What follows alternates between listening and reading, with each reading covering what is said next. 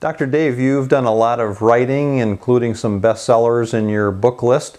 You talk a lot about brain development. Why is that so important, and how does that connect to changing lives character education? Dick, that's a really good question. One of the reasons that I really include brain science in the things that I write and talk about is that I think it gives us a whole new window to better understand children's development. Without turning this into a science discussion, there are a couple of principles of brain development which I think are really important for people to understand. One is how important experience is.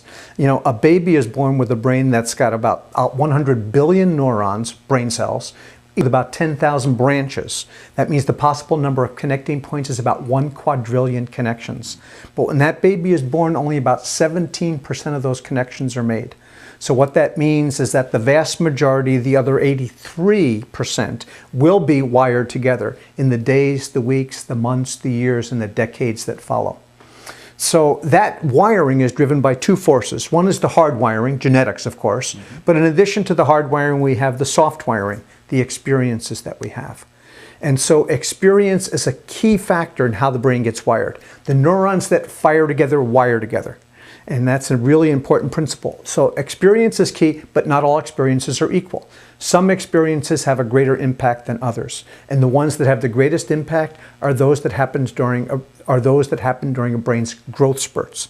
See, our brains don't develop in a very linear fashion. They develop in spurts. So while some circuits are in high growth mode, others are a little bit less active. It is during those growth spurts that experience has a particularly profound effect on how the brain gets wired. And that's not just true in terms of vision and language, the obvious brain things. It's true in other areas as well, like the development of attitudes, values, character traits. So experiences that we have during a brain's growth spurts have a greater impact on the wiring of that brain than any other time during our life.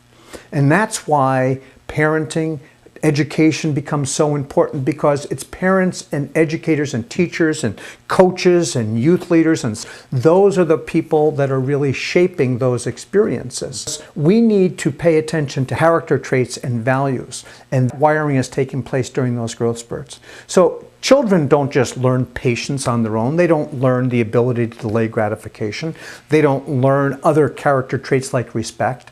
What we have to do is give them the experiences where they practice those traits, and then they literally get wired into the brain. That's why changing lives and character education is every bit, if not more important, than the ability to calculate, to learn my spelling words. All of those things are important, but character traits are key.